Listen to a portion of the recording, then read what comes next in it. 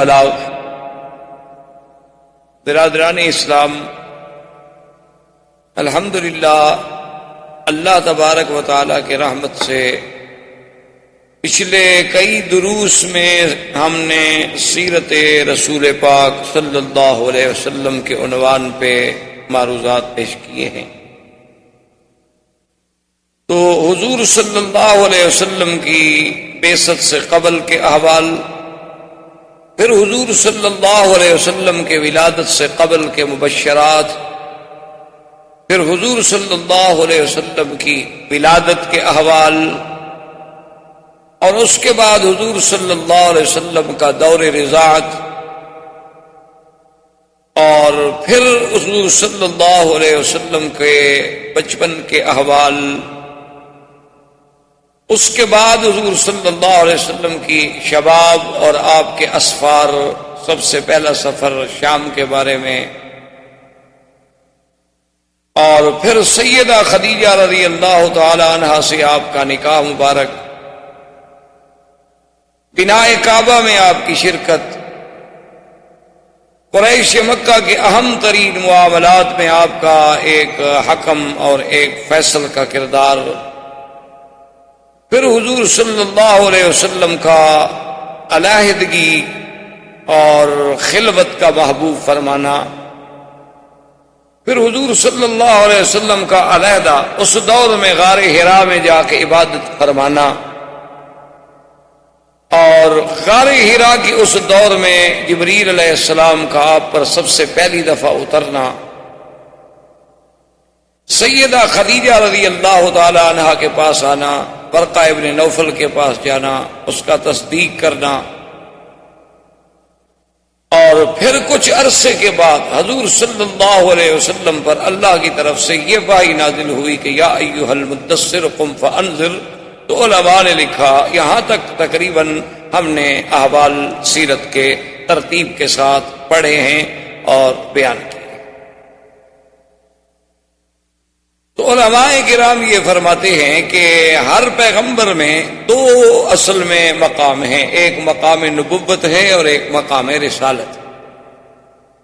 مقام نبوت تو یہ ہوتا ہے کہ اللہ کی وحی آ گئی، اللہ تبارک و تعالیٰ سے علاقہ وحی قائم ہو گیا، لیکن اس کو مستقل شریعت نہیں دی جاتی، کتاب نہیں دی جاتی۔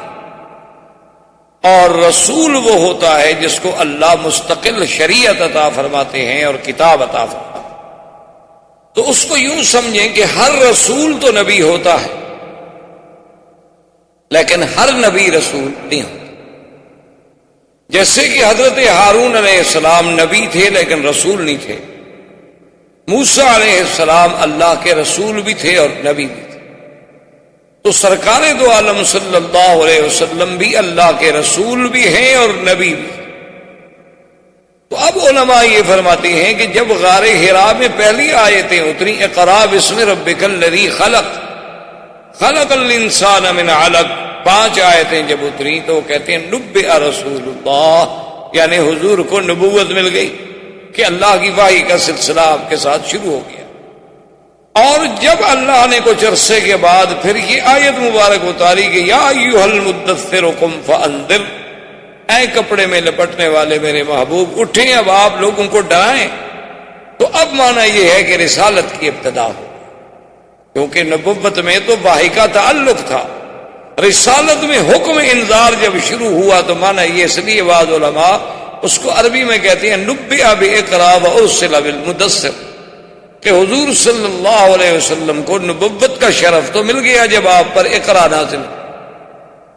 اور جب آپ پر سورت مدثر نازل ہوئی تو پھر حکم انذار ملا کہ اب آپ لوگوں کو ڈرائیں، لوگوں کو اللہ کے عذاب سے بچائیں، لوگوں کو جہنم سے ڈرائیں، لوگوں کو جنت کی بشارات دیں۔ تو اب جناب یہ احکام آئے۔ اسی طرح حکم آیا انذر عشیرتک الاقربین، کہ اپنے عزیزوں کو اور اپنے رشتہ داروں کو بھی آپ ڈرائیں۔ تو اب حضور صلی اللہ علیہ وسلم نے فرائض رسالت کی ادائیگی کے لیے آپ نے کام شروع فرمایا۔ اسی ضمن میں حضور صلی اللہ علیہ وسلم پر سب سے پہلے ایمان لانے والوں میں یعنی آپ یوں سمجھ لیں آسانی کے ساتھ، جمہور کے ساتھ، یہ ہے کہ عورتوں میں سب سے پہلے ایمان لانے والی سیدہ خدیجہ الکبریٰ ہیں، اور بچوں میں سب سے پہلے ایمان لانے والے حضرت علی ہیں، اور اسی طرح بڑوں میں سب سے پہلے ایمان لانے والے سیدنا ابی بکر رضی اللہ تعالی عنہ ہیں، اور غلاموں میں سب سے پہلے ایمان لانے والے حضرت زید، حضرت خباب، وہ حضرات ہیں، اور پھر حضرت ابو بکر کی دعوت پر حضرت عثمان، حضرت زبیر، حضرت طلحہ، حضرت عبد الرحمن ابن عوف اسلام لے آئے۔ انہوں نے اسلام قبول کیا، لیکن ان کو دعوت دینے والے سیدنا ابی بکر تھے۔ اب حضور صلی اللہ علیہ وسلم کے گھر میں سے آپ کی صرف بیوی نہیں بلکہ آپ کی بیٹیاں بھی آپ پر اسلام لے آئیں، چاروں بیٹیاں ایمان لے آئیں، اور جہاں تک حضور کے بیٹوں کا تعلق ہے انہیں تو بڑی عمر ہی نہیں ملی۔ حضور صلی اللہ علیہ وسلم کے بیٹے یعنی قاسم، عبداللہ اور ابراہیم، طیب اور طاہر جو ہے یہ لقب ہے، حضور کے بیٹوں کا نام نہیں ہے۔ حضور صلی اللہ علیہ وسلم کے بیٹے جو ہیں وہ تین تھے، سب سے بڑے بیٹے قاسم تھے، اس کے بعد عبداللہ تھے، اور اس کے بعد ابراہیم تھے۔ یہ عبداللہ جو ہیں ان کو حضور محبت سے طیب پکارتے تھے، اور آپ کی والدہ جو تھی سیدہ خدیجہ وہ آپ کو طاہر کہتی تھی۔ تو یہ آپ کے القاب تھے، لیکن الگ نام نہیں تھے حضور کے بیٹوں۔ اور جہاں تک حضور کی بیٹیوں کا تعلق ہے تو اس میں آپ کی چار بیٹیاں تھیں، سیدہ زینب، سیدہ رقیہ، ام کلثوم اور بی بی فاطمہ الزہرا رضوان اللہ تعالی علیہن اجمعین۔ تو یہ سب کے سب حضور صلی اللہ علیہ وسلم پر اسلام۔ اب اس کے بعد اللہ تبارک و تعالیٰ کے حکم سے حضور صلی اللہ علیہ وسلم نے اپنے خاندان والوں کو جب دعوت اسلام دی تو بی بی صفیہ اسلام لے آئیں، جو چچی ہیں حضور صلی اللہ علیہ وسلم۔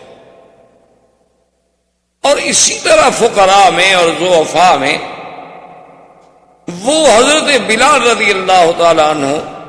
اسی طرح بی بی سمیہ، اسی طرح حضرت عمار، اسی طرح حضرت یاسر، اسی طرح حضرت خباب، اسی طرح حضرت صہیب، یہ سب فقراء اور ضعفاء مکہ کے لوگ تھے جو آپ پر اسلام لے آئے۔ اب حضور صلی اللہ علیہ وسلم کی یہ دعوت کی آواز جب باہر نکلی، کیونکہ یہ اعزاز اور شرف اب جو میرے آقا کو ملا تھا کہ پہلے تو جو بھی پکارتا تھا محمد ابن عبداللہ، محمد ابن عبداللہ، لیکن جب اللہ کی وحی آ گئی، جب آپ کا زمانہ بعثت ہو گیا، تو اب حضور صلی اللہ علیہ وسلم پھر صرف محمد ابن عبداللہ نہیں بلکہ محمد الرسول اللہ ہو۔ تو اب حضور صلی اللہ علیہ وسلم کی جب دعوت کی آواز ذرا باہر جانے لگی تو ایک عجیب واقعہ پیش آیا کہ حضرت ابی ذر رضی اللہ تعالی عنہ، یہ ابی ذر رضی اللہ تعالی عنہ جو ہیں یہ بھی حضور کے بڑے شان والے صحابہ ہیں، اور یہ ان صحابہ میں ہیں جو زہاد تھے، جو بڑے زاہد تھے، بڑے عابد تھے، اور یہ ان لوگوں میں ہیں کہ جو آج کا کھانا کل کے لیے رکھنے کو بھی جائز نہیں سمجھتے تھے۔ یعنی حضرت ابی ذر جو تھے ان کا اتنا اس بات پہ یقین تھا، وہ کہتے تھے کہ مسلمان کو کیا ضرورت ہے کہ کل کے لیے کھانا بچا کے رکھے، کوئی پتہ نہیں ہم کل زندہ بھی رہیں گے کہ نہیں رہیں، تو کیا ضرورت ہے ہم خواہ مخواہ کھانا رکھیں۔ ان کے نزدیک تو دوسرا جوڑا کپڑے بنانا جو ہے وہ بھی جائز نہیں تھا۔ تو حضرت ابی ذر بڑے عجیب اور بڑے شان والے صحابی گزرے ہیں رضی اللہ تعالی عنہ۔ ان کا اسلام بھی شان والا اور ویسے بھی شان والے کہ ایک دفعہ حضور صلی اللہ علیہ وسلم غزوہ میں جہاد میں تشریف لے گئے تو حضرت ابی ذر پیچھے رہ گئے، یعنی حضور کے ساتھ سفر نہ کر سکے۔ تو حضور کو بڑی تمنا تھی کہ ابی ذر رہ گئے، کیونکہ حضور کے ساتھ جہاد میں جانا کوئی معمولی سا شرف تو نہیں ہوتا تھا کہ جن لوگوں کو جہاد نصیب ہو اور بس صحبت محمد الرسول اللہ صلی اللہ علیہ وعلا آلہ وسلم۔ تو حضور صلی اللہ علیہ وسلم نے ایک دو دفعہ اپنے صحابہ سے بھی پوچھا کہ بھئی ابی ذر نہیں آئے، تو اب صحابہ کہیں کہ حضور وہ تو نہیں آئے۔ پھر حضور نے کچھ وقفے کے بعد پوچھا کہ اچھا ابی ذر نہیں آئے، تو صحابہ نے کہا کہ حضور وہ تو رہ گئے، خدا جانے کیا وجہ ہے، وہ تو سفر نہیں کر سکے اس دفعہ۔ تو پڑاؤ کر کے آپ کا قافلہ بیٹھا ہوا تھا، صحابہ آپ کے ارد گرد بیٹھے ہوئے تھے، دور سے غبار اڑتی ہوئی نظر آئی جیسے کہ کوئی ایک سوار آ رہا ہو۔ تو حضور نے جب نظر ڈالی، دور تھے، ابھی کچھ نظر نہیں آ رہا تھا، صرف غبار اڑتی ہوئی نظر آ رہی تھی۔ تو آپ نے فرمایا کن ابا ذر، کہ خدا کرے تو ابو ذر ہو، یعنی آنے والا جو ہے خدا کرے تو ابی ذر ہو۔ تھوڑی دیر گزری تو جا ابی ذر، حضرت ابی ذر حاضر ہو گئے۔ حضور نے فرمایا کہ ابی ذر تم عجیب آدمی ہو، قافلہ چلا آیا اور تم اکیلے رہ گئے۔ تو ابا ذر آپ نے فرمایا کہ تحیا وحدہ تعیش وحدہ وتموت وحدہ، کہ ابو ذر اچھا تمہاری زندگی عجیب ہے کہ اب تو معلوم یہ ہوتا ہے کہ تم زندہ بھی علیحدہ رہو گے، زندگی بھی علیحدہ گزارو گے، اور موت بھی تمہیں علیحدگی میں آئے گی۔ حضور صلی اللہ علیہ وسلم کی زبان مبارک سے لفظ نکل گئے۔ اب اللہ کے نبی کی زبان سے جو بات نکلے تو اللہ تو اس کو پورا فرما ہی دیتے ہیں۔ تو خدا کی شان یہ ہے کہ ابو ذر رضی اللہ تعالیٰ عنہ اپنے زہد کی وجہ سے سب سے الگ الگ تھلگ ہوتے تھے، حتیٰ کہ حضرت عثمان کے زمانے میں حضرت عثمان نے آپ کی آ کے منت کی۔ انہوں نے کہا حضرت ابی ذر آپ ناراض نہ ہوں، آپ کا مدینے میں رہنا بڑا مشکل ہو گیا، آپ تو روز فتویٰ دے دیتے ہیں کہ جس دن رات گھر میں روٹی رکھی ہے نعوذ باللہ وہ بھی اسلام سے نکل گیا، جس نے دوسرا جوڑا کپڑے بنائے نعوذ باللہ اس نے بھی اسلام کی مخالفت کی۔ تو یہ حضرت ہمارے لیے تو بہت مشکل ہے، آپ مہربانی کریں مدینہ منورہ سے باہر ہی کہیں ڈیرا لگائیں۔ تو حضرت ابی ذر مقام ربضہ پہ چلے گئے۔ مدینہ منورہ سے تھوڑا دور فاصلے پر ایک جگہ تھی جس کا نام ربضہ ہے، تو وہاں دیہات میں جا کے اکیلا گھر بنا کے بیٹھ گئے، اور جو بندہ گزرتا اس کو دین کی تبلیغ کرتے رہتے۔ اور اللہ کی شان یہ ہے کہ جب آپ کی موت کا وقت آیا تو بیوی کے سوا کوئی بندہ نہیں تھا، نہ وہاں کوئی بستی تھی نہ آبادی تھی، بس مدینہ شریف سے لوگ آتے تھے، آپ کے لیے کچھ کھجوریں لے آتے تھے، کچھ لے آئے تو آپ نے کھانا وانا کھا لیا، ورنہ بس پانی پر اور چشمے کے پانی پر گزارا ہوتا تھا۔ تو موت کا وقت جب قریب آیا تو بیوی گھبرانے لگی، تو آپ نے فرمایا کہ دیکھو گھبرانے کی بات نہیں، مجھے تو اللہ کے نبی نے دعا کی تھی کہ تم نے علیحدہ ہی رہنا ہے، تو اب اللہ کے نبی کی دعا ہے، میں نے تو علیحدہ رہنا تھا، علیحدہ مرنا تھا، تو لہذا اگر میں مر جاؤں گھبرانے کی کوئی بات نہیں ہے، مجھے غسل دے دینا،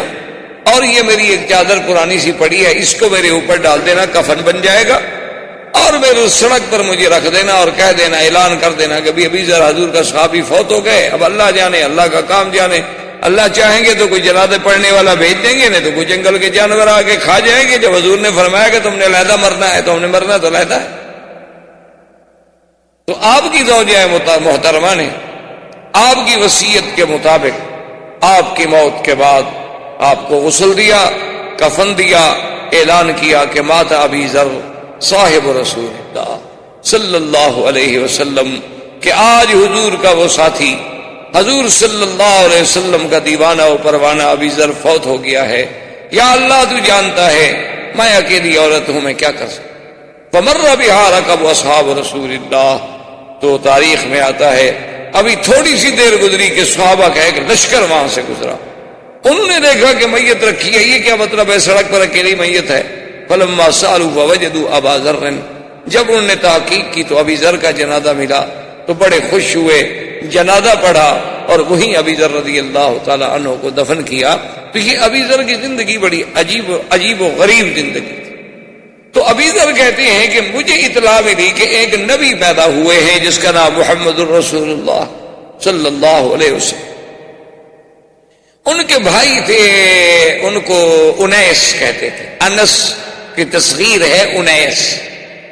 تو جیسے سلیم سلیم، انس انیس، صحب صحیب، تو ان کا نام انیس تھا، اور یہ بہت بڑے شاعر، حضرت ابی رضی اللہ تعالیٰ عنہ کے بھائی جو تھے یہ بہت بڑے شاعر۔ چونکہ اس دور میں اصل بات یہ ہے کہ یاد رکھیں کہ اس زمانے میں فصاحت و بلاغت تو عربوں کی گھٹی میں پڑی ہوئی، یعنی ایک عام آدمی، ایک جنگل میں رہنے والا عربی جس نے کبھی ابتدائی جماعت تک نہیں پڑھی، جس نے کبھی الف با تا نہیں پڑھا، لیکن وہ فی الودی جب اشعار کہتا تھا دنیا حیران ہو جاتی۔ اللہ نے ان کو اتنا زبان دی تھی، اتنا ملکہ دیا تھا، اتنا یعنی ان کو عبور تھا اپنے کلام پر اور اپنی فصاحت و بلاغت پر، کہ دنیا عرب کی فصاحت و بلاغت کو دیکھ کے دنگ رہ جاتی تھی۔ اسی لیے علماء نے لکھا ہے کہ اللہ تبارک و تعالیٰ نے ہر پیغمبر کو جو معجزے دیے ہیں وہ اس کے زمانے کے حالات کے مطابق دیے ہیں۔ کہ موسیٰ علیہ السلام کے زمانے میں جادوگروں کا دور تھا، ساری مصر جو تھا جادوگروں سے بھرا ہوا تھا، سحار تھے، ساحر بھی نہیں، بڑے بڑے سحار، بڑے بڑے علم سحر کے ماہرین پڑے تھے۔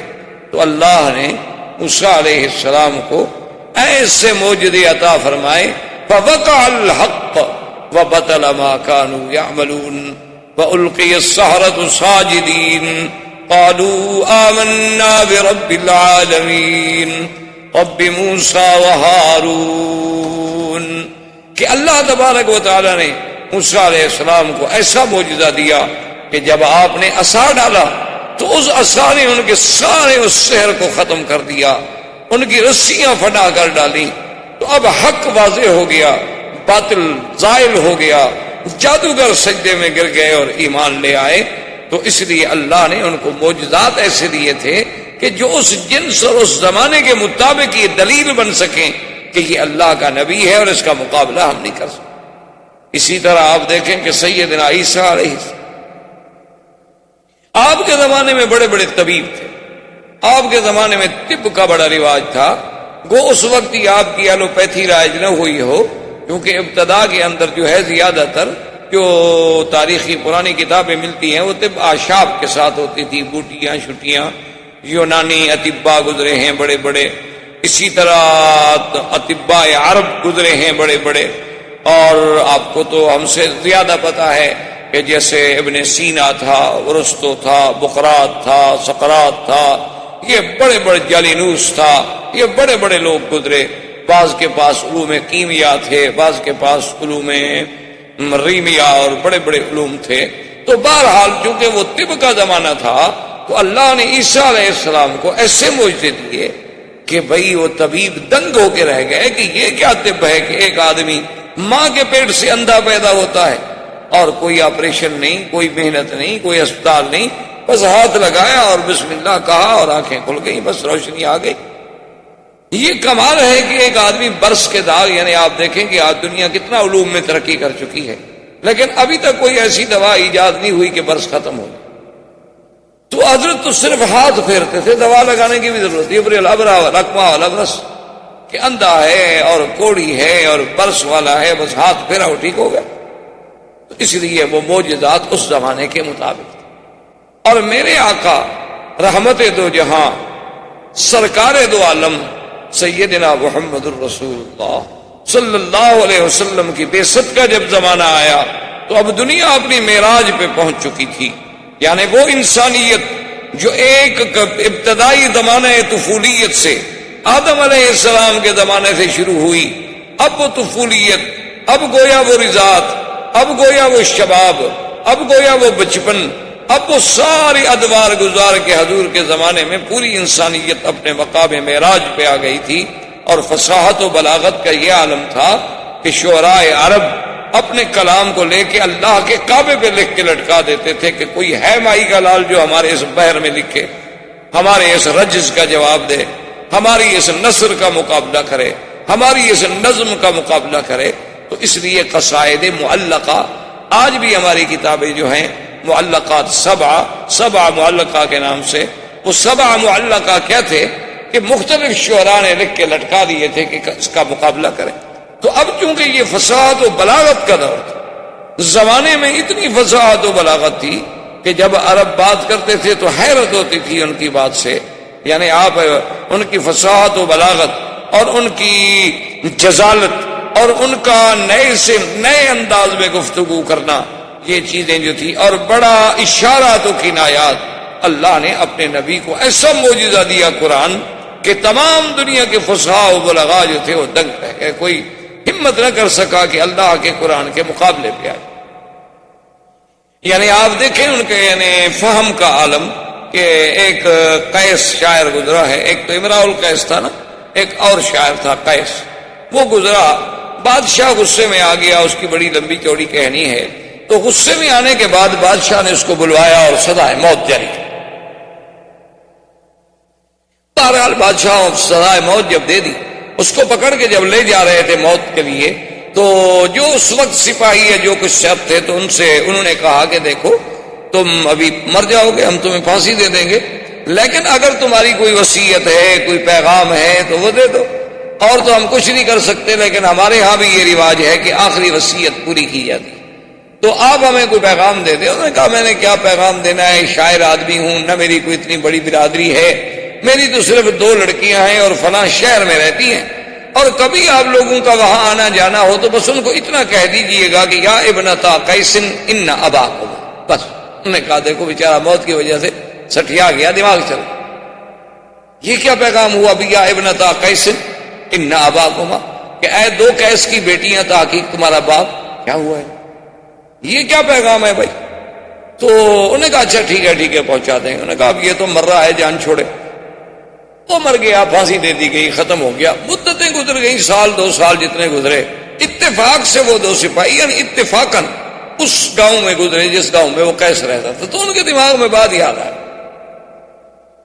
انہوں نے کہا کہ چلو بھائی ہم اس کی وصیت پوری کرنے تو نہیں آئے، لیکن اتفاق سے یہاں آئے ہوئے ہیں، تو اب اسی بستی میں رہتے ہوئے اگر ہم ایک پیغام اس کو دے دیں تو کیا مشکل ہو جائے گا؟ انہوں نے کہا دے دو۔ انہوں نے آگے پوچھا بھی یہاں کوئی قیس نامی شاعر تھا؟ انہوں نے کہا ہاں۔ انہوں نے کہا اس کی کوئی اولاد؟ نے کہا اس کی 2 بیٹیاں ہیں، وہ بیچارے غریب ہیں، بکریاں شکریاں چرا رہی ہوں گی فلاں جگہ پر۔ تو انہوں نے آپس میں مشورہ کیا، انہوں نے کہا کہ بھئی بات یہ ہے کہ وہ اس کا پیغام تو ہم پہنچا دیتے، پہلے تو دماغ پہ زور دیتے رہے کہ کیا کہا تھا، اس نے کہا یہ کہا تھا، اس نے کہا یہ کہا تھا، اس کے بعد خیر بہرحال ان کو بات یاد آ گئی۔ انہوں نے کہا پیغام دے دیتے ہیں، لیکن اس کی بچیوں کو یہ نہیں بتلاتے ہیں کہ تمہارا باپ جو ہے وہ قتل ہو گیا، بادشاہ نے پھانسی دے دی، لڑکیاں ہیں بیچاری روتی رہیں گی، ہم کیوں خواہ ان کو غم میں مبتلا کریں؟ اگر ان کو اطلاع مل چکی ہے تو الگ بات ہے، ورنہ یہ ہے کہ ہم یہ پیغام دے کے چلے جائیں، بعد میں کوئی بتائے گا کہ مر گیا ہے نہیں مر گیا، ہم کیوں بیچارے وہ مصیبت پہ ڈالیں۔ انہوں نے کہا ٹھیک ہے۔ وہ دونوں آ گئے، وہ بکریاں چرا رہی تھی، ان کو ملے، پوچھا کہ ابنتا کیسے نہ کہا کیا بات؟ انہوں نے کہا تمہارا باپ میرے، کہا کہاں، ہم تو باپ کے لیے بہت پریشان ہیں، 2 سال ہو گئے باپ نہیں آئے۔ انہوں نے کہا فلاں شہر میں تھا اور بالکل تندرست تھا اور ٹھیک ٹھاک تھا، تو اس نے ہمیں کہا تھا کہ اگر تم وہاں کبھی جاؤ تو میرا پیغام دے دینا، میں تو کہیں آگے جا رہا ہوں، میرا لمبا سفر ہے، میری 2 بیٹیاں ہیں، ان کو اتنا بتا دینا کہ یا ابنتا قیس ان اباکم، بس۔ انہوں نے کہا اس کے علاوہ کوئی پیغام نہیں کہا؟ انہوں نے کہا تو ایک لڑکی باتیں کرتی رہی اور ایک لڑکی نے پیچھے سے آ کر تلوار سے حملہ کیا اور ایک سپاہی کو قتل۔ جب تلوار ماری تو سپاہی تو مر گیا، دوسرا بھاگ گیا، اس کے پیچھے وہ لڑکیاں بڑی دوڑی لیکن وہ بھاگ گئی۔ اس نے آگے رپورٹ کی، بادشاہ نے پکڑا، وہ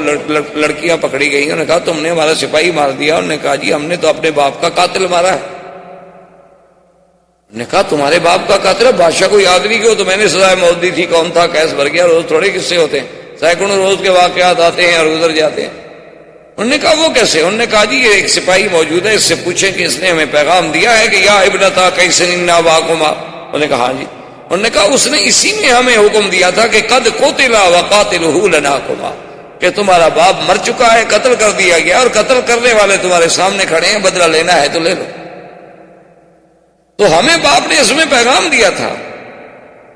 اور آپ تحقیق کریں اگر یہ ہمارے باپ کے قاتل نہیں ہیں تو پھر ہم نے زیادتی کی، اور اگر ہم نے اپنے باپ کا خون کا بدلہ لیا ہے تو بادشاہ سلامت، پھر آپ انصاف کریں۔ اگر ہم بچیاں ہیں، عورتیں ہیں، لڑکیاں ہیں، کہاں جاتی پھر ان کو ڈھونڈ رہے ہیں؟ اتفاق سے ہمارے پاس آ گئے تو باپ کے قاتل کو چھوڑ دیتی۔ تو بادشاہ نے جب تحقیق کی تو پتہ چلا کہ سزا تو ہم نے دی تھی، لیکن یہی پولیس والے تھے اس کو لے جانے والے۔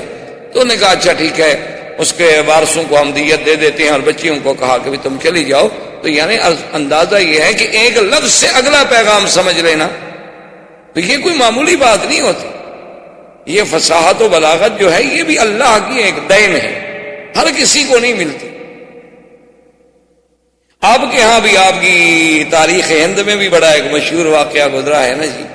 کہ شہنشاہ ایران اس زمانے میں جب وہ آج سے یعنی صدیوں پہلے، تو اس کے بیٹھے ہوئے ایک شاعر نے، یا کہتے ہیں کہ شہنشاہ ایران نے خود جو ہے اس کی زبان پہ ایک شعر آ گیا، فارسی زبان کا دورہ تھا، کہ در ابلق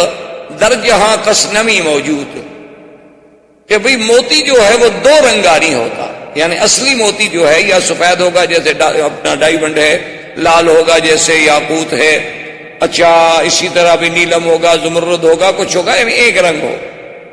در ابلق، ابلق کہتے ہیں نا جیسے گھوڑا ابلق ہوتا ہے جس میں دو رنگ ہوتے ہیں، سفید ہے اور سرخ ہے، سفید ہے اور سیاہ ہے۔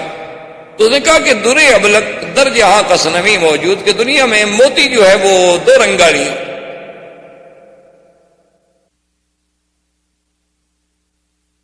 اچھا یہ پہلا مصرع تو شاعر کہہ بیٹھا یا بادشاہ کہہ بیٹھا، اب دوسرا مصرع نہ بنے،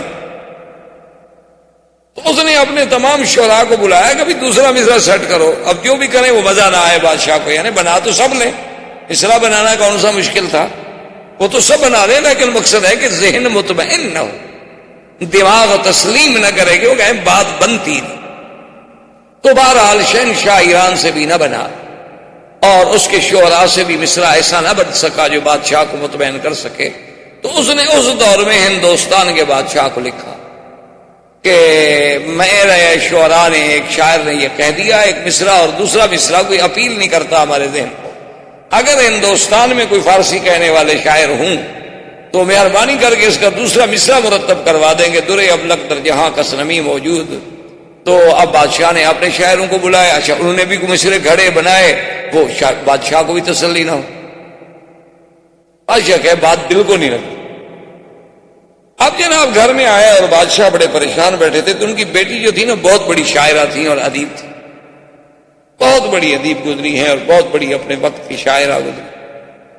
تو انہوں نے جب دیکھا کہ باپ میرا بڑا اداس بیٹھا ہے تو اس نے کہا ابا جان کیا بات ہے، آپ بڑے گھبرائے ہوئے ہیں؟ انہوں نے کہا بیٹی بات یہ ہے کہ ایسے شہنشاہ ایران نے لکھا ہے، اب اتنے بڑے ہندوستان کے ملک سے ہم ایک مصرع کا جواب بھی نہ دے سکیں تو پتہ نہیں شہنشاہ ایران امتحان لینا چاہتا ہوگا کہ ہمارے ملک میں کوئی پڑھے لکھے لوگ بھی ہیں کہ نہیں، کوئی فارسی دان بھی ہیں کہ نہیں، کوئی ادباء و شعراء بھی ہیں کہ نہیں، تو ہمارے لیے تو یہ موت کی بات ہے نا، یہ تو سبکی ہے نا بڑی۔ تو اس نے کہا بجان بات مجھے بھی تو بتائیں کہ وہ کون سا مصرع ہے۔ تو انہوں نے کہا کہ در ابلق در جہاں کس نمی موجود۔ تو انہوں نے کہا کہ ٹھیک ہے بجان آپ ایسا کریں کہ آپ تو آرام سے سو جائیں، اللہ کو منظور ہے تو اس کا جواب میں دوں۔ اچھا اب بات شہزادی جو تھی وہ بھی ساری رات زور لگاتی رہی، لیکن ان کو بھی تسلی نہ ہو، مصرع تو بن جائیں لیکن تسلی نہ ہو، دل نہ لگے۔ تو صبح کو جب انہوں نے غسل کیا، بی بی نے، شہزادی صاحبہ نے غسل کرنے کے بعد وہ شیشے کے سامنے سنگار کے لیے بیٹھی اور سرما ڈالا، تو ہلکا سا سرما، چونکہ تھوڑا سا موٹا سرما تھا اور شہزادی کی نازک سی آنکھ تھی، تو سرما جب ڈالا تو سرما جو ہے اس کے ساتھ آنسو بھی ٹپک پڑا، اور آنسو جب ٹپکا تو اس میں سرما بھی ملا ہوا تھا۔ تو فوراً مصرع یاد آ گیا اس کو، اس نے کہا کہ در ابلق در جہاں کس نمی موجود مگر اشک بتان سرما آلود، کہ دنیا میں کوئی موتی جو ہے وہ دو رنگا نہیں ہوتا مگر محبوب کی آنکھ سے ٹپکا ہوا آنسو جو سرما پہنتے ہوئے ٹپکے، وہ موتی جو ہے وہ ابلق، کہ اس میں سفیدی بھی ہے سیاہی بھی ہے، تو ابلق موتی تو مل گیا۔ تو اب جناب جی ابو زیب النساء نے یہ شعر کہا تو بادشاہ تو جھوم اٹھا نا، جو تو سب کے دماغ کو لگ گئی نا بات کے بعد، عقل سے، دلائل سے، فکر سے، ہر لحاظ سے، وزن سے، باہر سے جو پوری اتر رہی ہے۔ تو انہوں نے جناب وہ شعر لکھا اور شہنشاہ ایران کو بھیجا، شہنشاہ ایران نے پڑھا تو وہ جھوم گیا، انہوں نے کہا کمال ہو گیا بھائی، ہماری زبان ہے فارسی، ہم تو نہ بنا سکے لیکن ہند کے لوگوں نے بیٹھ کے ہمیں جواب دے دیا فارسی زبان میں۔ تو اس نے فوراً قاصد دوبارہ بھیجا کہ شہنشاہ ہند سے کہ میں آپ کی خدمت میں التجا کرتا ہوں کہ خدا کے لیے جس شاعر نے یہ جواب لکھا ہے وہ مجھے دے دیا جائے۔ اب ایک اور مصیبت بن گئی شہنشاہ ہند کے لیے کہ بھئی اچھا جواب لکھا کہ بیٹی بھی دے دوں۔ اب جناب جب وہ جواب آ گیا، وہ خط آ گیا، اب بادشاہ پھر پریشان ہو گیا۔ بیٹی نے پوچھا کیا بات ہے، آپ کیوں پریشان؟ انہوں نے کہا ایسے ہونے کا کوئی ایسی بات۔ تو اس نے اسی شہنشاہ ایران کے خط پہ لکھا کہ من منم مخفی منم بوئے گل در برگ گل، کہ میں اپنے آپ میں اس طرح چھپی ہوئی ہوں جس طرح خوشبو پھول کی پتی میں چھپی ہوئی ہوتی ہے۔ تو آپ کو پھول سونگھنے سے، خوشبو سونگھنے سے کام ہے، پتی چیرنے سے کام نہیں ہے۔ تو لکھ کے صبح بادشاہ دستخط کیے تو بادشاہ ایران سمجھ گیا کہ ان کی بیٹی کا شعر ہے، تو اس نے معذرت کر دی۔ تو ادیب لوگ اس قسم کے ہوتے تھے، فصیح لوگ اس قسم کے ہوتے تھے کہ اشارات کی زبان سمجھ جاتے تھے، یعنی آپ جہلائے عرب شعرائے جاہلیت عرب کو دیکھیں، یعنی آپ حیران ہوں گے کہ آج تک علماء قواعد یعنی علماء نحو علماء صرف آج بھی اپنے قواعد کی بنیاد رکھتے ہیں تو شعرائے جاہلیت پر، کہ بھئی فلاں شاعر نے یوں کہا ہے، متنبی نے یہ کہا ہے، فلاں نے یہ کہا ہے، تو اس کا مطلب ہے کہ یہ ترکیب اور اس قسم کا جملہ کہنا ٹھیک ہے، اگر یہ ٹھیک نہ ہوتا تو فلاں زمانے کا شاعر ایسی بات نہ کہتا۔ لیکن اللہ نے جب حضور صلی اللہ علیہ وسلم کو قرآن کا معجزہ دے کے بھیجا تو کسی عالم نے کیا اچھی بات لکھی ہے، اس نے کہا کہ قرآن اپنے اندر ایک ایسا معجزہ تھا کہ اگر کسی صحرا میں رکھ دیا جائے اور کوئی بتانے والا بھی نہ ہو کہ یہ کون سی کتاب ہے، تو ہر پڑھنے والے کو اعتراف کرنا پڑے گا کہ مخلوق کی کلام، یہ کسی بندے کا کلام نہیں ہو سکتا، یہ لازماً کسی غیر مخلوق کا کلام ہے، اللہ کا کلام ہے، لیکن یہ کسی انسان کا کلام نہیں ہو سکتا، کیونکہ انسان کے کلام میں یہ نہیں ہو سکتا کہ بیک وقت مدح بھی ہو، بیک وقت ذم بھی ہو، ترغیب بھی ہو، ترہیب بھی ہو، وعد بھی ہو، وعید بھی ہو، اور پھر الف سے لے کر یہ تک ایک اسلوب ہو، ایک ترتیب ہو کہ بظاہر دیکھو تو سمجھ نہ آئے، جب غور کرو تو ایک ایک حرف میں تمہیں موتی ملے، ایک ایک حرف میں تمہیں احکام ملیں، ایک ایک حرف میں تمہیں مسائل ملیں۔ تو اللہ کے قرآن کی عظمت، حضور صلی اللہ علیہ وسلم کی یہ شعرا جب پہنچا تو ابی ذر کہتے ہیں کہ میں نے اپنے اس شاعر بھائی انیس سے کہا کہ بھی تم جا کے پتہ کرو، کوئی کہتا ہے شاعر ہیں، کوئی کچھ کہتا ہے، تم تو بہت بڑی شاعر۔ اور وہ مقابلے 3 دفعہ مقابلے جو تھے انیس شعراء سے جیت چکا تھا، خود اتنا بڑا شاعر۔ وہ مکے میں آ گیا، ادھر سے پوچھا ادھر سے پوچھا، کچھ دنوں کے بعد چلا گیا، ابو ذر سے کہا، لیکن ابو ذر کو اطمینان نہ ہوا، لگا کوئی تم کام کی بات تو لائے نہیں، بس یہی آگے تم نے کہا ہے کہ ایک نبی ہے نام محمد الرسول اللہ ہے صلی اللہ علیہ وسلم، لیکن تم آپ سے ملتے، آپ سے بات کرتے، ان کی باتیں سنتے،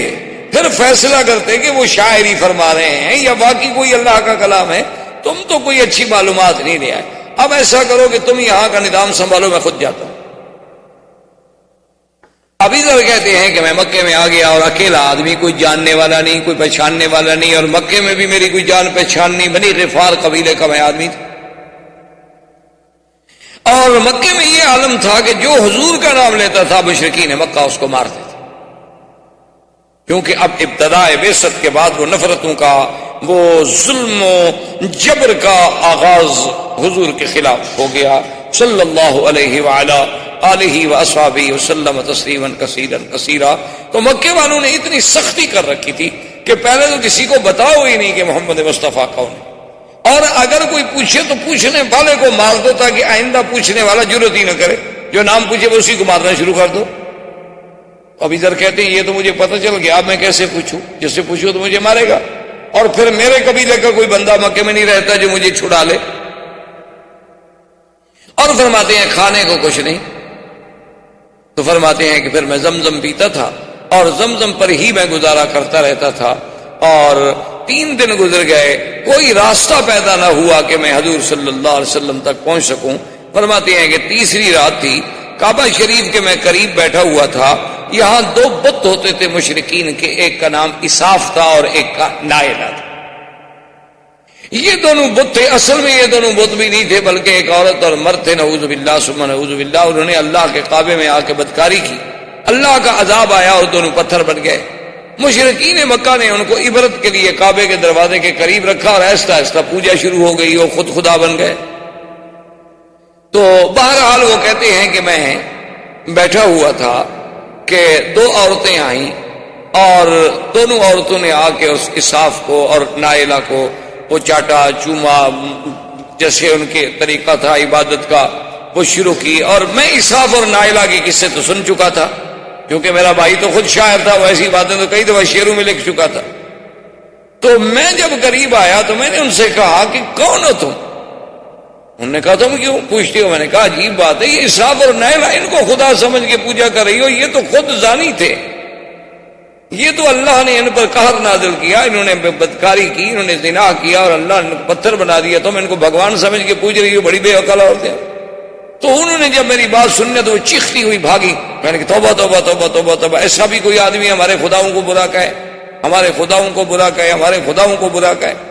تو ایسے چیختی ہوئی بھاگی، حرم سے دور بھاگتی گئی اور چیختی گئی اور یہی شور مچاتی گئی. اور آگے آنے والے کون تھے؟ سیدنا محمد الرسول اللہ صلی اللہ علیہ وسلم اور حضرت ابی بکر رضی اللہ تعالی عنہ. حضور صلی اللہ علیہ وسلم نے حضرت صدیق سے فرمایا بھی عورتوں کو روکو، کیا بات ہے، کیوں چیخ رہی ہیں، کیوں رو رہی ہیں، کیا بات، ان پر کوئی ظلم ہوا؟ تو حضرت صدیق نے روکا اور پوچھا. انہوں نے کہا جی اور کی بات ہے، اللہ کے کعبے میں آدمی کھڑا ہے اور ہمارے خداؤں کو گالیاں دیتا ہے. انہوں نے کہا کون سے خدا؟ انہوں نے کہا اسراف و نائلہ کو گالیاں دے رہا ہے. تو انہوں نے فرمایا اچھا تم جاؤ. اور آپ نے فرمایا ابو بکر چلو دیکھو تو صحیح، پھر وہ آدمی تو گویا ہمارے کام کا ہوا نا، کیونکہ وہ تو جب ان کو نہیں مانتا تو اس کا معنی یہ ہے کہ اس کے دماغ میں کوئی توحید کا خلل تو آیا ہوا ہے. تو فجاء ابی بکر فجاء رسول اللہ صلی اللہ علیہ وسلم. حضرت ابی ذر کہتے ہیں کہ آقا بھی اور حضرت صدیق بھی دونوں میرے پاس تشریف لائے اور میں اسی جگہ کعبۃ اللہ کے قریب بیٹھا ہوا تھا. میں نے پوچھا تو آپ نے کہا کہ اچھا تم اسراف اور نائلہ کو برا کہہ رہے تھے. اس نے کہا کہ جی ہاں میں کہہ تو میں رہا تھا، آپ کون ہیں؟ فریا رسول اللہ، حضور بڑے خوش فرمایا انا محمد الرسول اللہ، میں ہی وہ اللہ کا بھیجا ہوا رسول ہوں. تو اس نے کہا کہ حضور میں تو آپ سے باتیں کرنا چاہتا ہوں. آپ نے فرمایا اذا رآک کفار قریش نازوک، کہ تمہیں کفار قریش جو ہیں وہ بڑی تکلیفیں پہنچائیں گے. ایسا ہے کہ تم ابھی اپنے آپ کو تو ظاہر نہ کرو، کل فلاں وقت میں ہم آئیں گے حرم میں، اور جب ہم واپس جانے لگے تو تھوڑا دور رہ کر ہمارے پیچھے پیچھے چلے آنا، اور جس مکان میں ہم جائیں اس مکان میں آ جانا اور پھر وہاں بیٹھ کے بات کریں. تو ابی ذر کہتے ہیں کہ دوسرے دن حضور صلی اللہ علیہ وسلم اپنے وعدے کے مطابق تشریف لائے اور وہاں عبادت کرنے کے بعد جب جانے لگے تو میں آپ کے پیچھے چلا تو حضور دار ارقم میں تشریف لے گئے. دار ارقم جو ہے جہاں اب صفا مروہ ہے بالکل اس کے قریب ایک گھر تھا، ایک مکان تھا جس کا نام دار ارقم تھا، اور اس کا بھی ایک بہت بڑا تاریخ میں ایک مقام ہے کہ حضرت عمر بھی وہاں اسلام لائے، ابی ذر بھی وہاں اسلام لائے، سیدنا حمزہ بھی وہاں اسلام لائے. لیکن چونکہ حرم کی توسیع میں صفا مروہ کے بڑھانے میں ضرورت تھی تو اب تو حرم کا ایک حصہ بن گیا. تو بہر صورت حضور صلی اللہ علیہ وسلم دار ارقم میں گئے، ابی ذر آئے اور اس کے بعد بیٹھے، حضور صلی اللہ علیہ وسلم سے اللہ کا قرآن سنا. فاسلم ابی ذر، ابی ذر فوراً مسلمان. حضور نے فرمایا کہ ابی ذر دیکھو تم کمزور آدمی ہو اور تم جو ہے ابھی اس کو اپنے اسلام کو اخفاء میں رکھو. اس نے کہا حضور اب اخفاء میں تو میں بھی نہیں رکھتا، لیکن بہرحال یہ ہے کہ میں جا کر اپنے قبیلے میں محنت کروں. تو حضرت ابی ذر پھر تشریف لے گئے بنی غفار میں، تقریباً 15 سال دعوت اسلام دیتے رہے.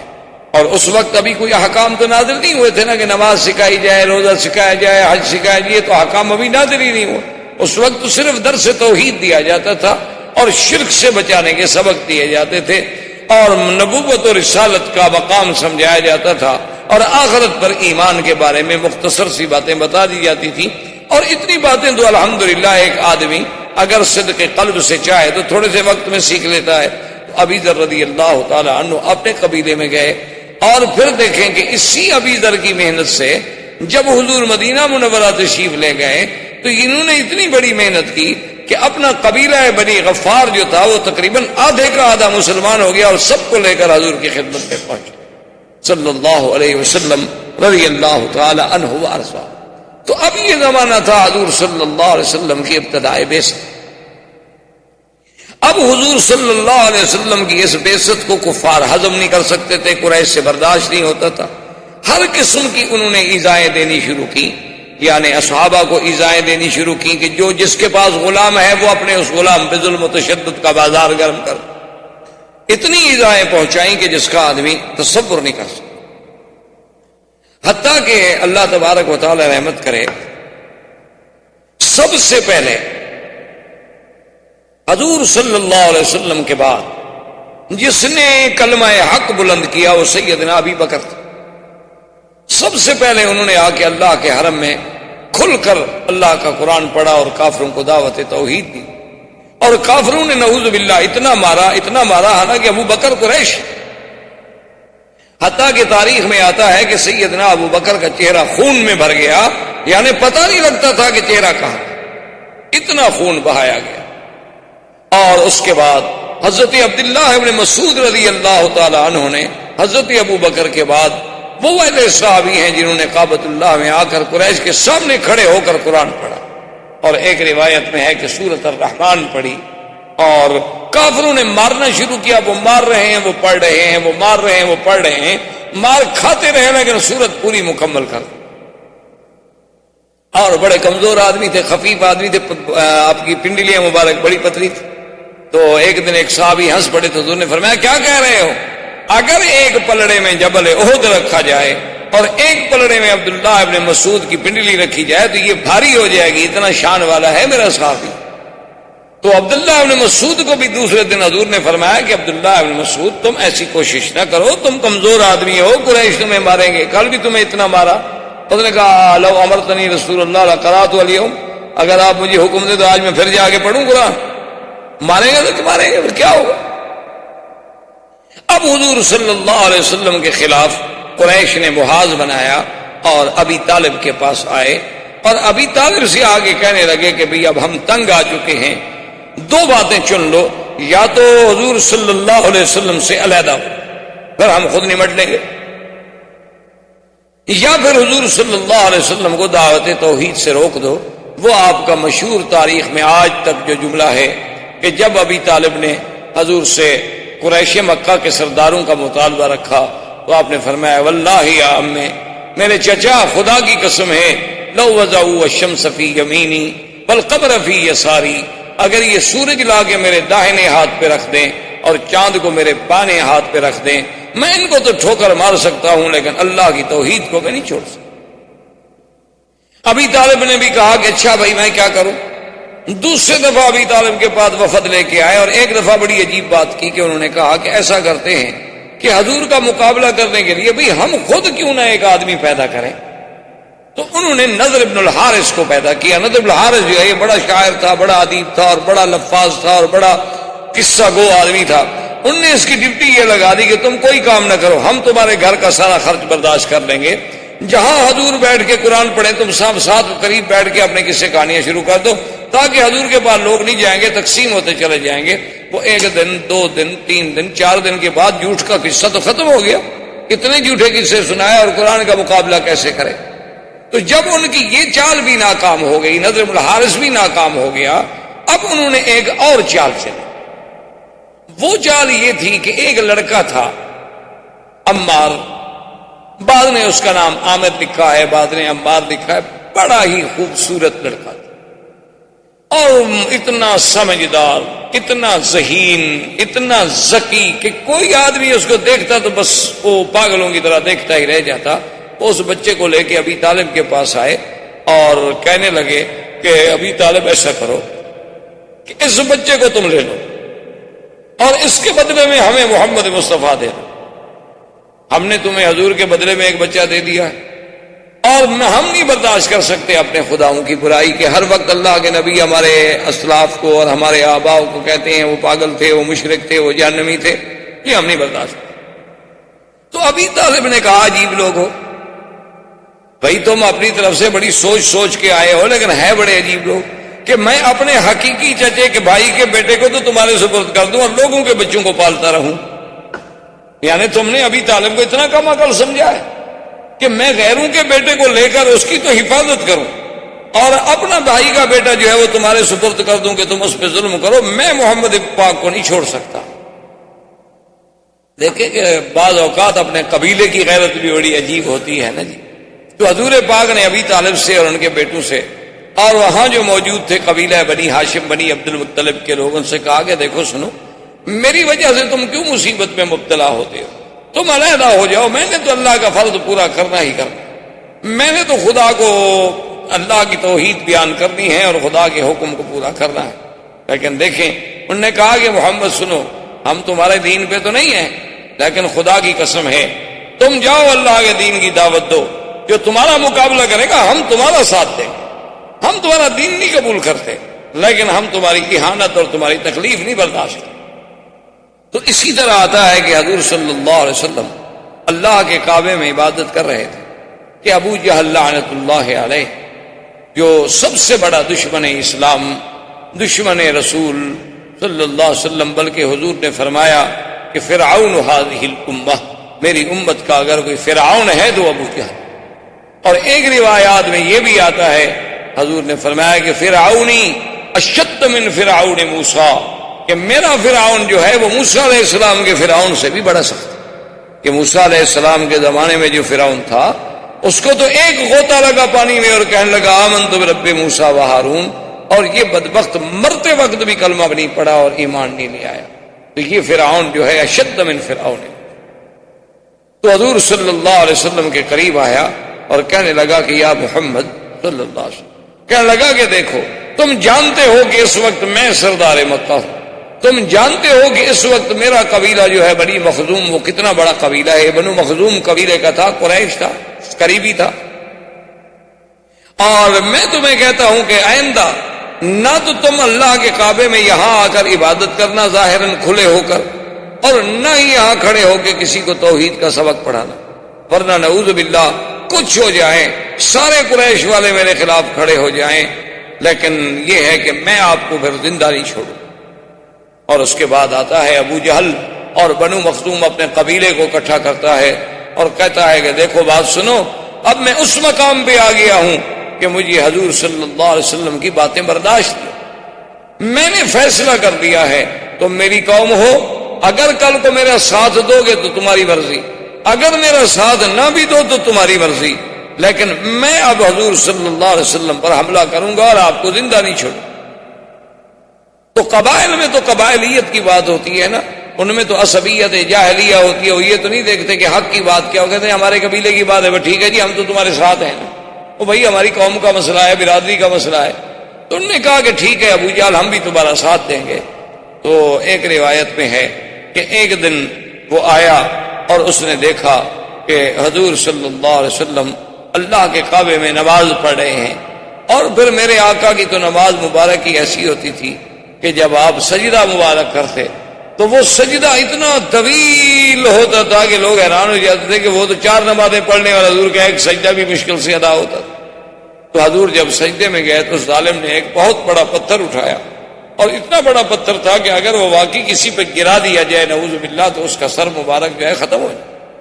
تو وہ پتھر لے کے آیا اور قبائل والے دیکھ رہے ہیں کہ چلو جی آج ابو جہل اپنا انتقام لینے کے لیے، اور پھر کھلا سفید بالکل ظاہر باہر، کوئی چھپا نہیں۔ تو جب حضور کے قریب گیا تو الٹے پاؤں بھاگا اور وہ پتھر بھی گر گیا، اور وہ یعنی اتفاق ہے کہ بچ گیا، ورنہ اسی پتھر سے خود بھر جاتا، اتنا بڑا پتھر اس نے اٹھایا ہوا تھا، اور پاؤں پیچھے لرزہ بدن پہ آیا۔ تو بنو مخزوم اور لوگ کٹھے ہو گئے، انہوں نے کہا کیا ہو گیا؟ کہنے لگا تم لوگوں نے کچھ نہیں دیکھا؟ انہوں نے کہا نہیں ہم نے تو کچھ نہیں دیکھا۔ کہنے لگا واللہ بینی و بینہ فحل، میرے اور آپ کے درمیان میں فحل کہتے ہیں یعنی بیل جو نر ہو، گائے بیل جو آپ کہتے ہیں نا، لیکن ایسا نر جو بہت بڑا طاقتور اس کو کہا جاتا ہے فحل۔ کہہ رہے تم نے نہیں دیکھا؟ وہ تو ایک اژدہا کی طرح ایک فحل تھا، ایک بہت بڑا نر بیل تھا جس نے اپنے انیاب نکالے ہوئے تھے اور مجھ پہ حملہ آور ہوا، اگر میں ادھر بھاگ نہ جاتا تو مجھے کھا جاتا، مار دیتا اور پاؤں تلے راؤنڈ ڈالتا۔ تو اللہ تبارک و تعالی نے حضور صلی اللہ علیہ وسلم کو اس کے اس قاتلانہ حملے سے یوں حفاظت فرمائی، لیکن کچھ عرصے کے بعد ابو جہل پھر بھی باز نہ، اس نے آ کر پھر حضور صلی اللہ علیہ وسلم کو للکارا اور کہا کہ یا محمد صلی اللہ علیہ وسلم اما منعتک، میں نے تمہیں منع نہیں کر دیا تھا کہ تم مسجد میں آ کر اللہ کے کعبے میں آ کر لوگوں کے سامنے کھلے عبادت نہ کیا کرو، لیکن تم نے میری بات نہیں سنی، میں نے تمہیں منع کر دیا تھا، اور آج میں پھر تمہیں آخری بات کہہ رہا ہوں کہ اگر واللہ لرأیتک،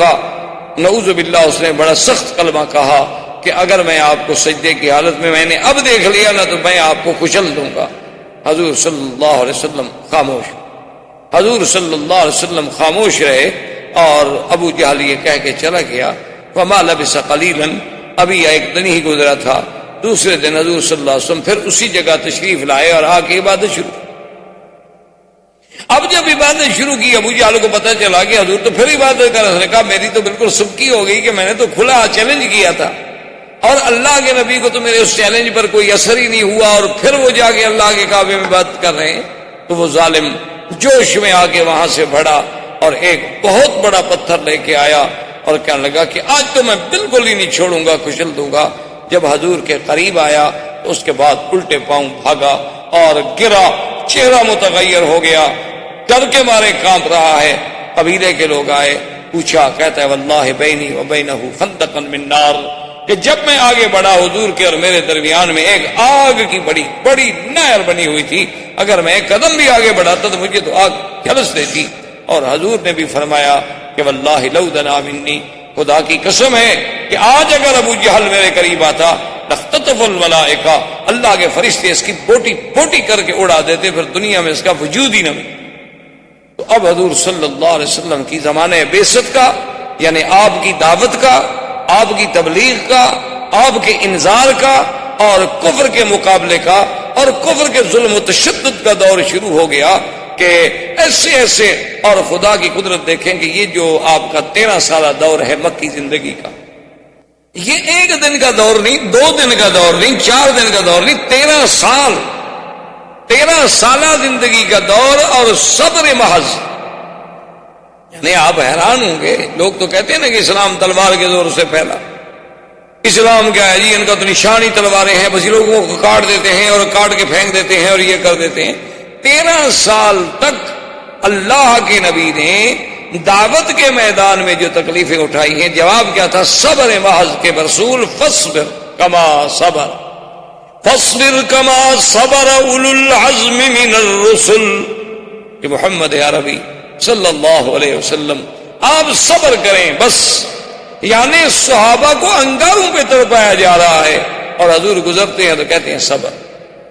صحابہ کو نعوذ باللہ یعنی تپتی ہوئی ریت پر لٹا کے اتنے بڑے بڑے کانٹے کھجوروں کے لے کے چبھوئے جاتے تھے اور اسی سے خون نکلتا تھا، پیپ نکلتی تھی، لیکن اس کو حضور پاک کا سبق تھا کہ صبر۔ تم کچھ دیکھو نا جی، کمزور آدمی کچھ نہ کر سکے تو چلو ایک دفعہ تو تھپڑ مار دے گا نا، اگلا آدمی کیا ہے پھر جو مرضی ہے کر، لیکن حکم یہ تھا کہ فاصبر، صبر، کچھ نہیں کہے، کوئی جواب نہیں۔ تو متواتر 13 سال تک مسلمانوں نے اتنی زبردست تکلیفیں برداشت کی کہ جس کا تصور نہیں ہو سکتا۔ آپ حیران ہوں گے کہ بی بی سمیہ جو اسلام لائی حضور صلی اللہ علیہ وسلم پر، ابو جہل ظالم نے اسے کہا کہ اسلام چھوڑ دو، بی بی سمیہ نے کہا کہ اب تو میں حضور صلی اللہ علیہ وسلم کا دامن مبارک نہیں چھوڑ سکتا۔ تو پتہ ہے اس ظالم نے کیا عذاب دیا؟ اس نے 2 سرکش اونٹ منگوائے، بی بی سمیہ کے دونوں ٹانگوں میں رسے باندھے گئے، ان رسوں کو اونٹوں کے گلے میں ڈالا گیا اور دونوں اونٹوں کو مخالف سمت میں دوڑایا گیا، اور بی بی صاحبہ کا بدن جو تھا وہ 2 حصوں میں تقسیم ہو گیا اور ظالم نے نیزہ مارا جو بی بی صاحبہ کو لگا۔ یعنی آپ اندازہ کریں ظلم و تشدد کا کہ ایک زندہ انسان کو یعنی یوں پکڑ کے جیسے آپ مرغی کو 2 حصے کرتے ہیں یا کسی بکری کو آپ 2 حصوں میں تقسیم کرتے ہیں، یہ کہہ دینا تو بڑا آسان، لیکن اسی طرح تقسیم کر دیا گیا۔ لیکن اس وقت بھی ان کی زبان پہ تھا اشہد ان لا الہ الا اللہ واشہد ان محمد رسول اللہ۔ تو حضور صلی اللہ علیہ وسلم نے یعنی اس سے بڑا کوئی ظلم ہوگا کہ میرے آقا طواف کر رہے ہیں، حالت طواف میں ہیں اور قریش باہر آ کے بیٹھ جاتے، جن کے قریب حضور گزرتے تو وہ گالیاں دینی شروع کر دیتے، جن کے قریب حضور صلی اللہ علیہ وسلم گزرتے تو حضور کی شان میں پھپتیاں کسنی شروع کر دیتے۔ اس سے بڑا ظلم ہوگا کہ حضور صلی اللہ علیہ وسلم رات کو اٹھ کے اگر تہجد کے لیے آ رہے ہیں تو ابھی لہب کی بیوی جو ہے وہ کانٹے اٹھا کے اور کانٹوں والی لکڑیاں اور جھاڑیاں لے کے ان راستوں پہ ڈال دیتی کہ چلو جب حضور گزریں گے اندھیری رات ہوگی پاؤں رکھیں گے، اور نہیں تو کم سے کم کانٹے تو چپ جائیں، کانٹے تو لگیں گے۔ حضور صلی اللہ علیہ وآلہ آلہ واصحابہ وسلم تسلیما کثیرا کثیرا۔ اس طرح یہ دور بعثت اور یہ مکی زندگی کا دور کہ مسلمانوں پر اور ایمان والوں پر، مستضعفین پر، اللہ کے نام لینے والوں پر، حضور کا ساتھ دینے والوں پر ظلم و تشدد کا دور ہے۔ لیکن خدا کی شان ہے کہ آج تک چشم عالم نے ایسے وفاداروں کی پھر مثال بھی نہیں دیکھی، اور آج تک چشم عالم نے حضور صلی اللہ علیہ وسلم کی زبان مبارک میں جو حلاوت اور آپ کی زبان مبارک میں جو تلاوت اور آپ کی زبان مبارک میں جو تاثیر اور آپ کی قرات قرآن میں جو اثر آفرینی، حضور صلی اللہ علیہ وسلم کی یعنی آپ کی وجاہت مبارک اور آپ کے چہرے مبارک میں جو کشش اور آپ کے جمال میں، آپ کے کمالات میں جو جلا تھی، وہ بھی دنیا میں آج تک کوئی اس کی مثال پیش نہیں کر سکتا۔ اللہ ہمیں حضور کی سیرت پر چلنے کی توفیق عطا فرمائیں اور آپ کی محبت نصیب فرمائیں۔ والسلام علیکم۔ احباب کرام، اس کے بعد اب آپ اس